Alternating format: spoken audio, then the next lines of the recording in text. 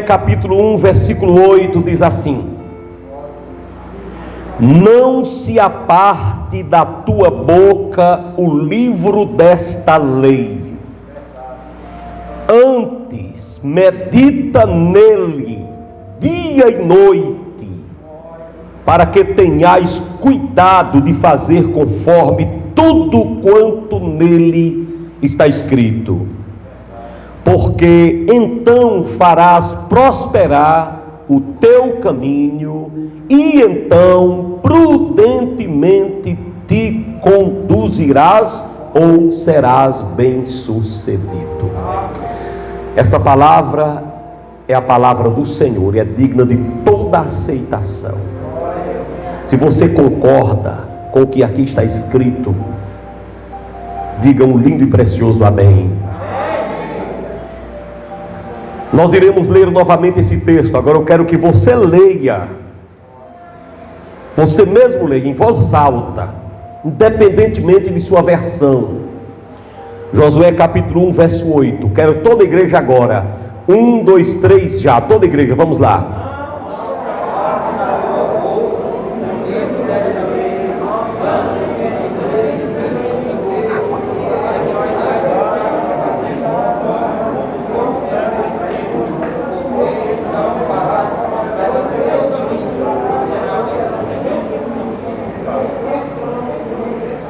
Amém. Eu quero nesta noite trazer uma palavra neste versículo. O tema da mensagem nesta noite é a grandeza da palavra de Deus. Aqui Deus está falando com Josué, que iria suceder Moisés. Que cargo difícil, irmãos. Substituir Moisés. Irmãos, substituir Moisés não era para qualquer um, não é para qualquer um. E Deus está dizendo a Josué que para ele ter vitória, como teve Moisés diante do povo, ele teria que reconhecer a grandeza da palavra de Deus. Era como se Deus chegasse para Josué e dissesse: olha, Josué, se você quiser ter um ministério, uma vida frutífera, você precisa reconhecer quão grande é a minha palavra. Ninguém terá sucesso na vida sem reconhecer quão enorme, quão grandiosa, quão preciosa, quão afável, quão digníssima é a minha palavra. Então ele chega para Josué e diz o que eu vou ler de novo: olha, Josué, não te apartes, não se aparte da tua boca o livro desta lei, antes medita nele de dia e de noite, para que tenhais o cuidado de fazer conforme tudo quanto nele está escrito, porque então farás prosperar o teu caminho, e então prudentemente te conduzirás.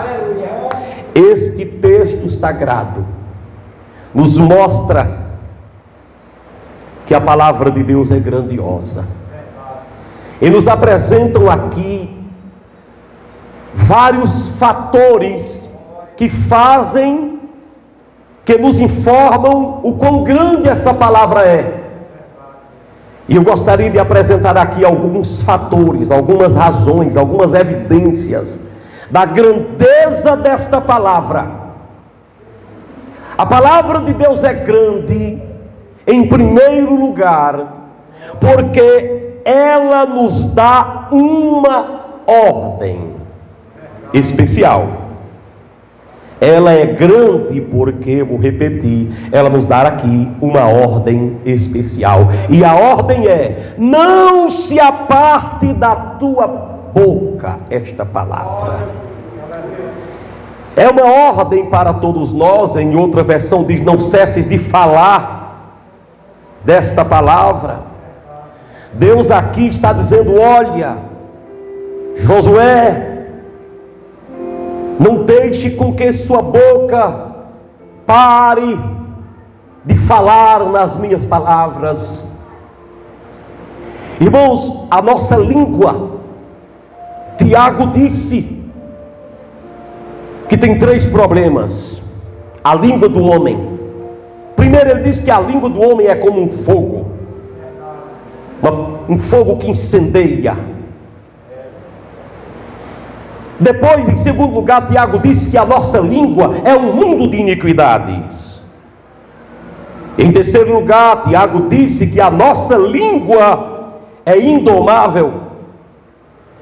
Nós só temos uma maneira de domar nossa língua, de fazer com que essa língua, que é um mundo de iniquidade e que é um fogo que contamina todo o corpo, só tem uma forma de vencer a nossa própria língua: é colocando na nossa língua essa palavra. É por isso que ele diz aqui: não se aparte da tua boca a minha palavra. Então a palavra de Deus é grande, porque aqui em primeiro lugar ela contém uma ordem para todos nós. A ordem é você deixar com que sua boca seja um instrumento da palavra, para você falar para os outros. Não cesses de falar desta palavra. Não se aparte da tua boca essa palavra. Ela é grande, e por ser grande ela te ordena. Para de falar asneiras. Paremos de falar bobagens. Paremos de falar aquilo que não edifica, mas deixemos com que nossa boca seja tomada pela grandeza dessa palavra. Não cesses de falar desta palavra. Paulo disse: nenhuma palavra torpe que jamais sai de sua boca, mas somente aquela que for pura, digna de edificação, boa para edificar o ser humano. Então a palavra de Deus é grande, porque em primeiro lugar ela nos dá uma ordem muito especial. A ordem é: não cesses de falar da minha palavra. Dê sua boca ao Senhor, para que ela seja um instrumento de propagação desta palavra que é grande. Em segundo lugar, essa palavra é grande, essa palavra é grandiosa. Em segundo lugar, porque ela é um livro muito sério. O texto mostra que a palavra de Deus é grande, de tal forma que ela é um livro muito sério, porque a Bíblia diz: não te apartes da tua boca o livro desta lei. Isso aqui não é um livro qualquer, é um livro de lei. Aleluia. Aqui não é um livro para massagear o nosso ego. Também não é um livro, simplesmente um livro de autoajuda. É um livro de leis. Quem quiser seguir a Deus tem que estar sujeito às leis de Deus. Aleluia. Então Deus está dizendo: Josué, minha palavra é grande. Minha palavra é grande de tal forma que ela é muito séria, contém leis em minha palavra. Isso não é uma coisa feita por qualquer um, jogada para qualquer um, escrita por qualquer um, feita de qualquer maneira. De capa a capa tem leis. É um livro de lei, é o livro desta lei. Isso não é a lei dos crentes, não é a lei da religião, é a lei de Deus. São as exigências de Deus. E feliz é aquele que obedece essas leis estabelecidas neste livro que é tão sério. O salmista disse: ó, como eu amo os teus decretos. Jesus disse: quem me ama guarda a minha palavra, os meus mandamentos, ou seja, as minhas leis. Então isso aqui não é um livro comum. Isso aqui não é um livro para eu estar sentando em cima, para evitar de sentar num chão quente. Isso aqui não é um livro para quando eu não quiser, não precisar mais dele, porque comprei um mais novo, eu jogar em toda parte. Isso é um livro para estar em toda parte da nossa casa. Esse livro não deve estar dentro de um banheiro. Esse livro não deve ser jogado dentro de um lixo. Isso é um livro sério. Esse livro não pode ser desonrado. O volume é feito de papel comum, mas o que nele está escrito é muito sério. Se eu não pego a carta do meu pai, da minha mãe, da minha namorada, hoje minha esposa, e jogo em qualquer lugar, isso aqui não pode ser usado de qualquer maneira. Existem pessoas nesse mundo que pegam esses papéis aqui para fazer cigarro de maconha. Uma hora essas pessoas vão pagar. Pode ter certeza. Isso aqui não pode ser usado para qualquer coisa. Isso é muito sério. Isso não pode ser usado para ganhar dinheiro. Isso não pode ser usado para enganar ninguém. Isso não pode ser usado para palanque político. Isso aqui não pode ser usado para trotes psicológicos. Isso é um livro de leis. Isso é a lei. É o livro desta lei. Alamagash. Aleluia.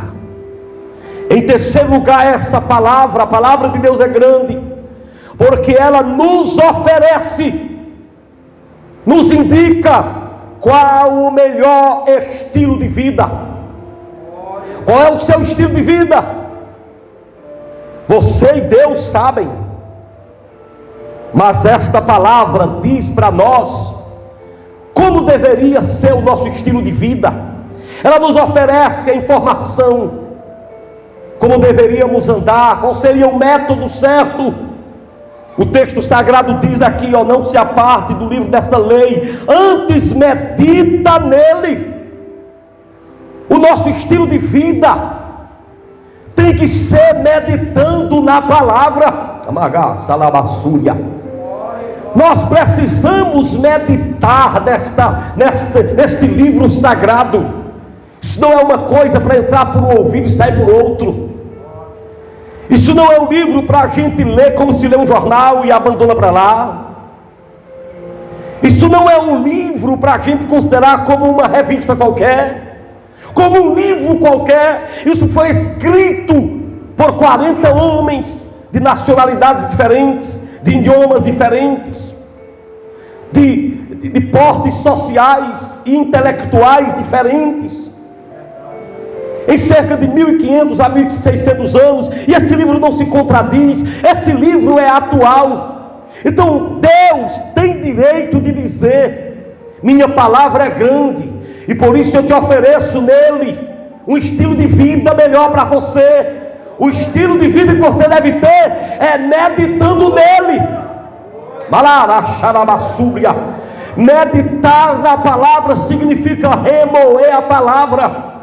É a mesma linguagem para a vaca que come de dia e à noite, mais tarde ela está sentindo o sabor da comida que comeu durante o dia. Quando a palavra de Deus diz, olha, o estilo de vida é esse, é meditando neste livro, é meditando no que eu digo, significa dizer: ouça na igreja e leve para casa. Escute na igreja e leve para casa. Não deixe o diabo tirar do seu coração quando você sair da igreja. Não deixe o diabo abafar a palavra no seu coração. Medite nela, medite nela, medite nela. No Novo Testamento, Jesus Cristo usou outra palavra para meditar. A palavra foi examinai. Examinai. Essa palavra examinai é uma palavra da medicina, que fala de um homem que chega num órgão humano, coração, baço, rins, tira ali um raio-x, examina completamente para saber como é que está. A palavra de Deus é a mesma coisa. Você tem que olhar com o olhar divino, você tem que olhar com o olhar espiritual, para você arrancar dela o que nela se contém, as verdades atuais, as verdades para cada dia.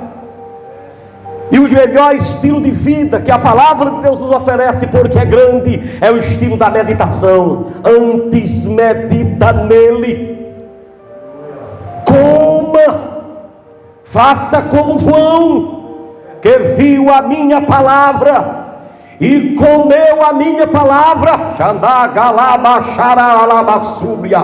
Faça da minha palavra seu alimento. Meditar significa comer, meditar significa sentir o sabor, meditar significa se alimentar. A palavra de Deus é o alimento, medita nele. Esse tem que ser o seu estilo de vida, se você quiser libertação. Aleluia. O problema de muitos de nós é que não adotamos esse estilo de vida, de ler a palavra de Deus. Os crentes não gostam de ler a palavra, muitos deles passam de semana inteira sem ler a Bíblia. Como é que pode? Passam de mês inteiro. Tem crente que não sabe nem onde botam mais a Bíblia, não sabe onde é que sua Bíblia está. Pois esse não tem o estilo de vida que a palavra grande exige. Deus nos oferece nesta palavra o rumo para um bom estilo de vida, meditando na palavra. Quantos podem dizer um grande amém? Mas, em quarto lugar, essa palavra para mim é tão grande, é grandiosa, é espetacular, por um quarto motivo.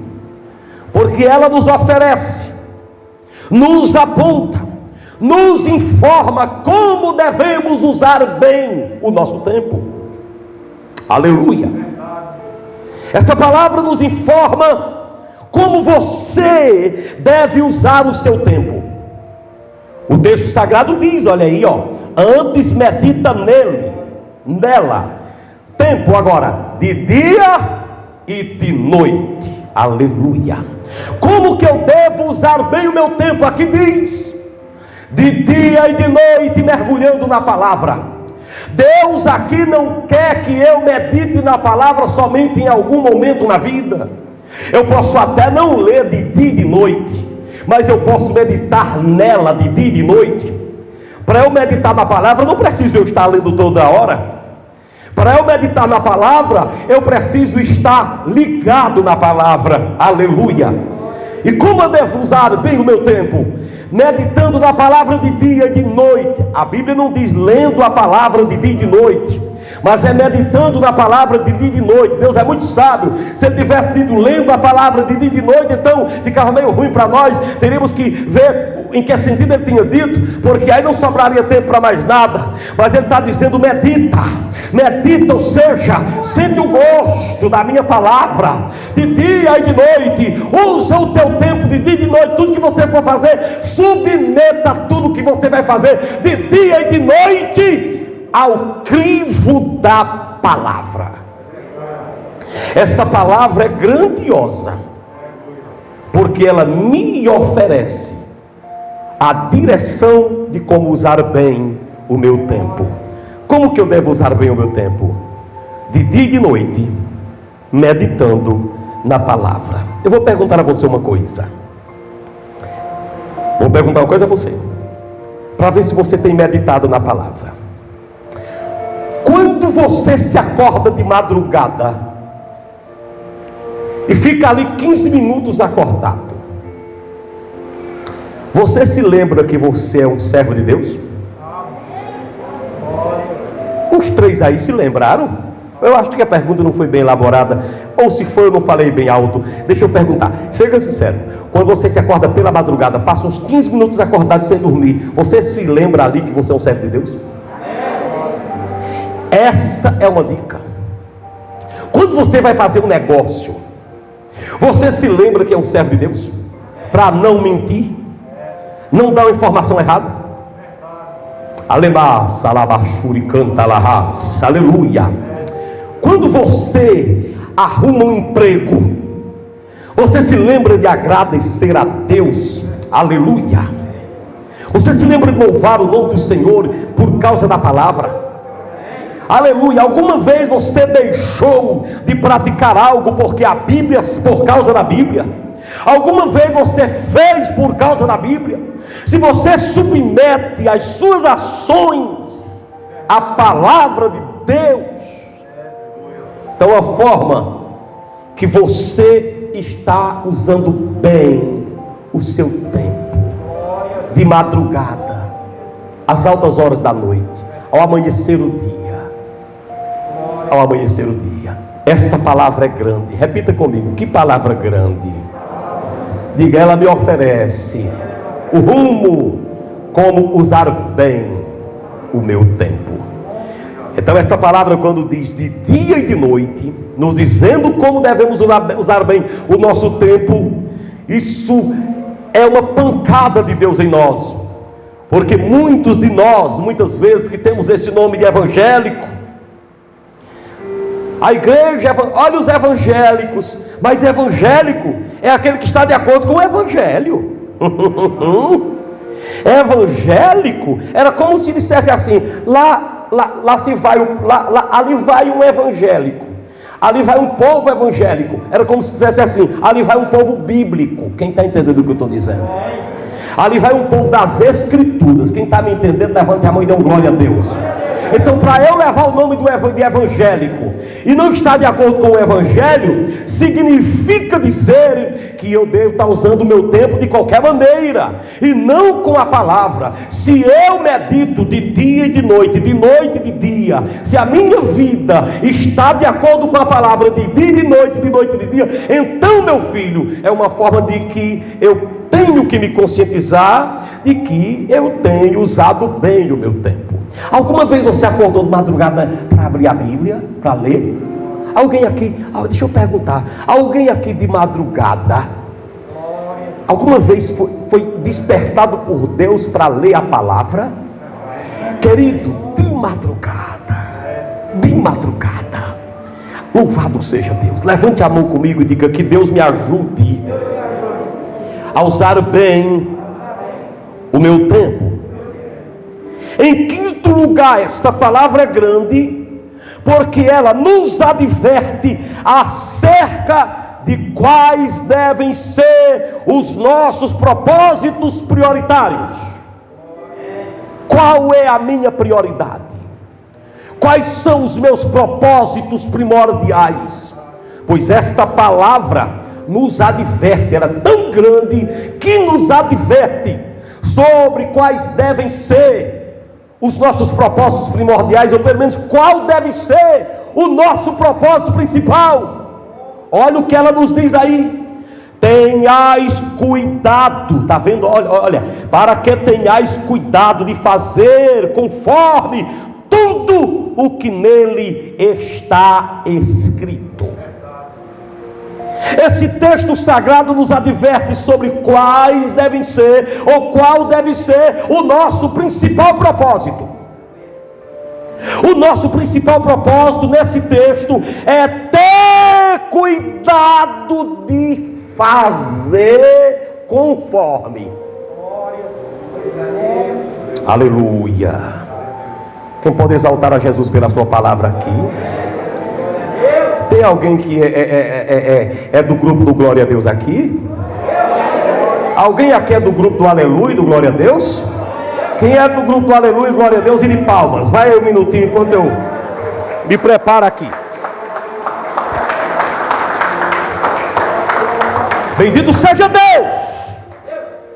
Qual deve ser o nosso propósito principal em nossa vida? O nosso principal propósito é ter cuidado de fazer conforme. Aleluia! Tudo. Repita comigo: tudo. Tudo o que está escrito. Esse deve ser o propósito. Porque às vezes nós encontramos crentes que parece que não estão preocupados de guardar tudo. Meu irmão, eu vou te falar uma coisa. O servo de Deus deve pensar assim: Senhor, eu posso guardar tudo, mas eu quero guardar tudo. Eu vou me esforçar para guardar tudo. Se eu cair, me levante. Se eu errar, me coloque no caminho. O meu propósito é fazer conforme, aleluia, fazer de acordo. O seu propósito deve ser fazer conforme, parecido, semelhante, de acordo com aquilo que está escrito na palavra. Será se eu, como filho de Deus, não tenho o propósito de fazer conforme o que está escrito aqui? E que tipo de cristão sou eu? Se eu me acordo aqui, passo o dia, passo a noite, passo um mês, passo dois, mas não tenho esse propósito de vida. Meu Deus, irmão, o seu propósito, meu irmão, em primeiro lugar deve ser esse. Meu propósito é fazer conforme. Aleluia, aleluia. Meu propósito é fazer conforme. Aleluia. Esta palavra que é grande, fazer conforme tudo quanto está escrito aqui. Ou seja, isso aqui para mim é minha forma de viver, meu propósito de vida, meu projeto de vida é fazer o que está escrito aqui, porque isso aqui é a palavra. Às vezes eu pergunto algo e assusta alguns irmãos. Às vezes eu passo por aí, levanto a Bíblia, eu peço até aos pastores que me recebem, que muitas vezes me desculpem no sentido litúrgico e ético, e o espiritual me acerta com Deus. Eu pergunto a muita gente: quem vale mais?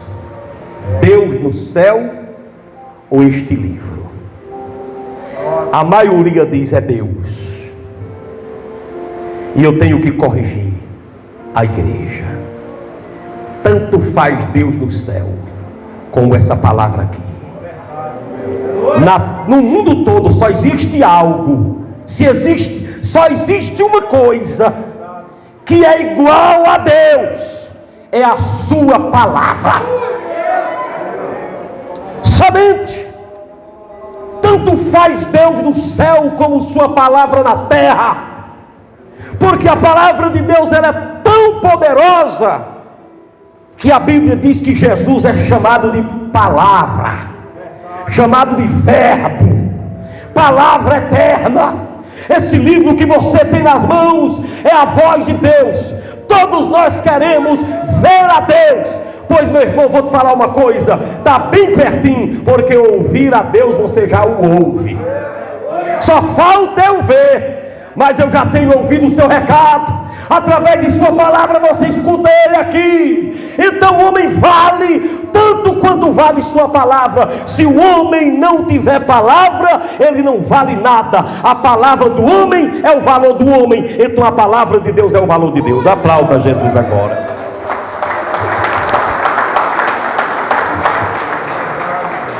A palavra de Deus é grande em quinto lugar, porque ela nos diz qual deve ser o nosso propósito principal.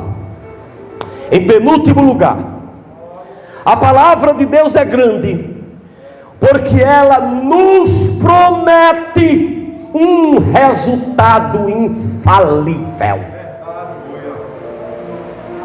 Qual é o resultado infalível que a palavra de Deus me garante, me promete? O texto sagrado diz assim: então farás prosperar o teu caminho. Vale até um glória a Deus, vale até um aleluia, vale até você levantar a mão direita para o céu assim, ó, e respirar e gritar glória a Deus aqui na igreja.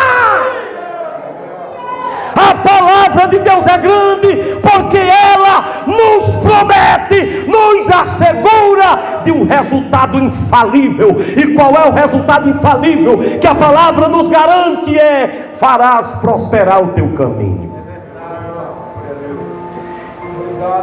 Essa prosperidade, irmão, é em todos os sentidos. Essa prosperidade aqui para Josué era entrar na terra prometida.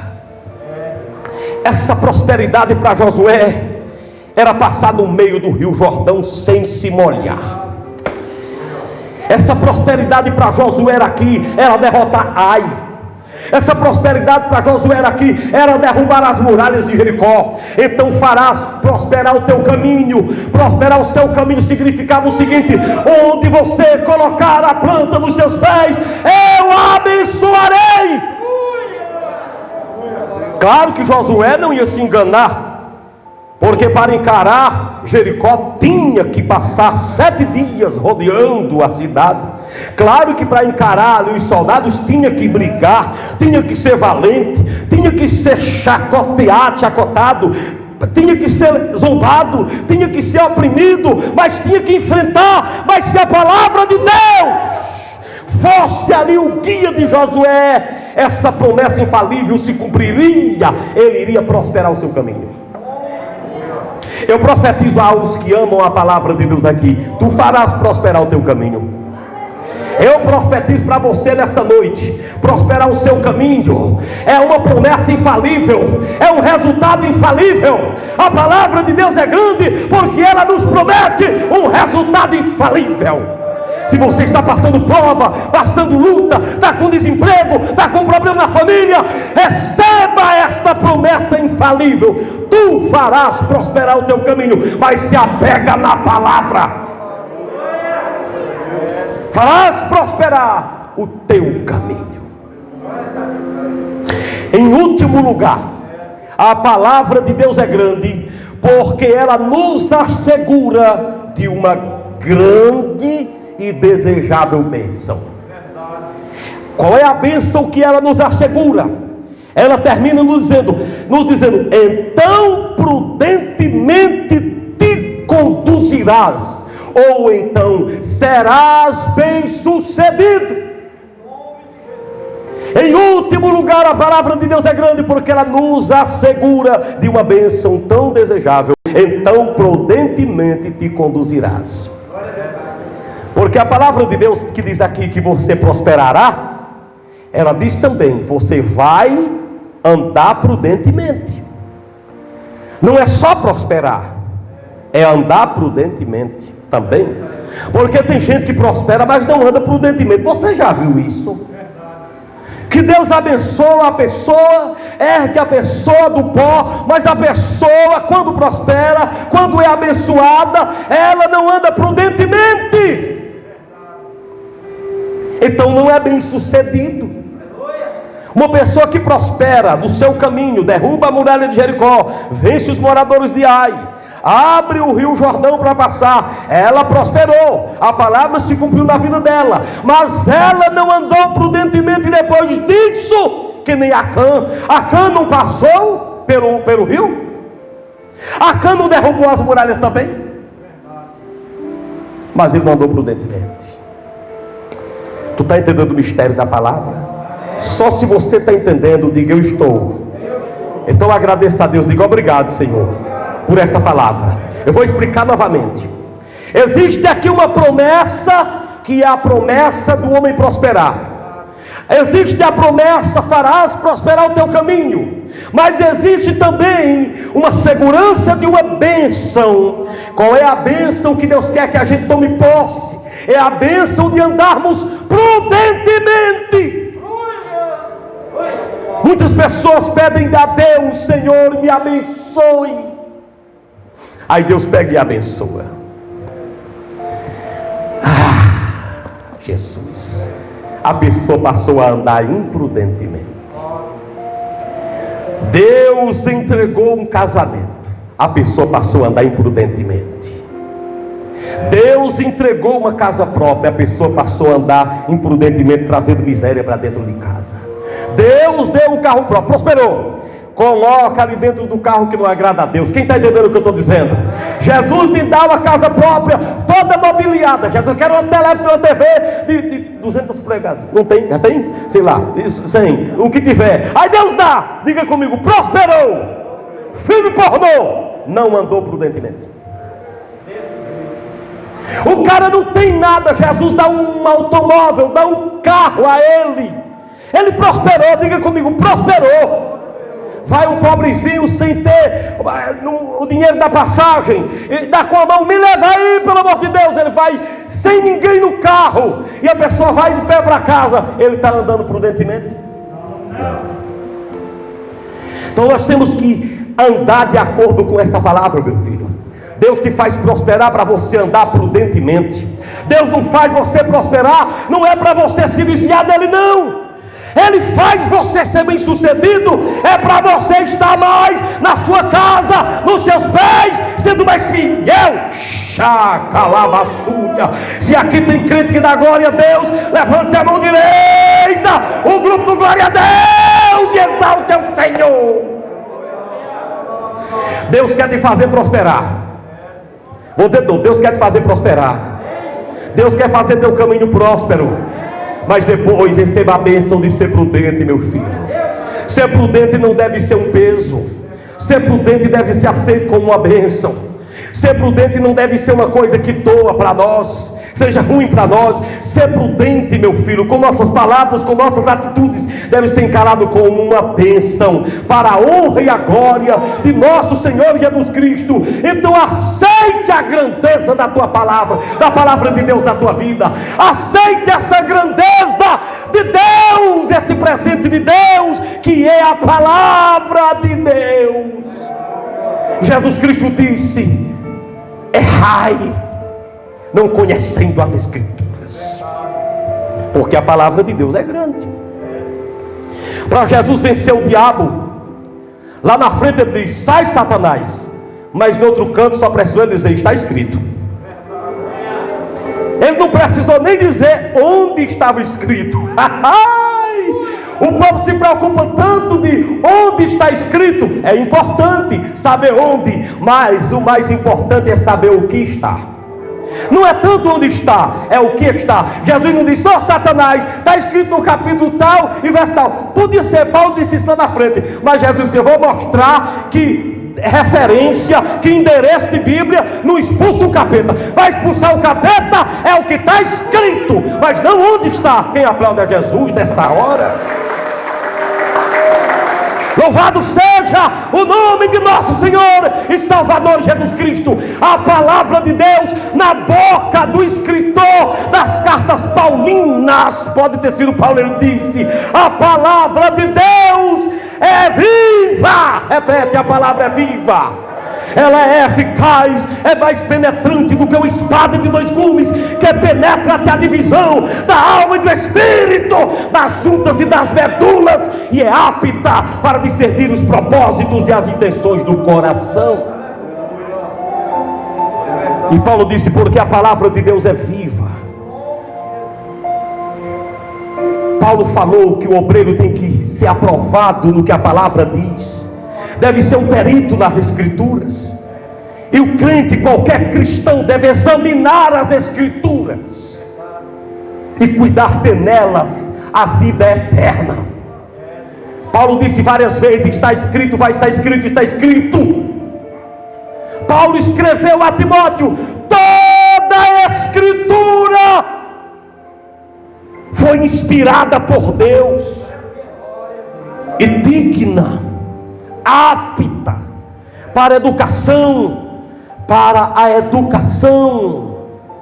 e para a correção na justiça, a fim de que o homem de Deus seja habilitado para toda boa obra.